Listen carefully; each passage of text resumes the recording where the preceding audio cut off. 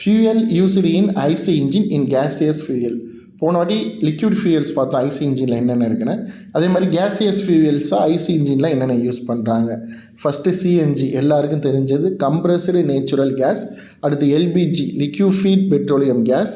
Hydrogen emerging clean fuel used in fuel cell and modified IC engines.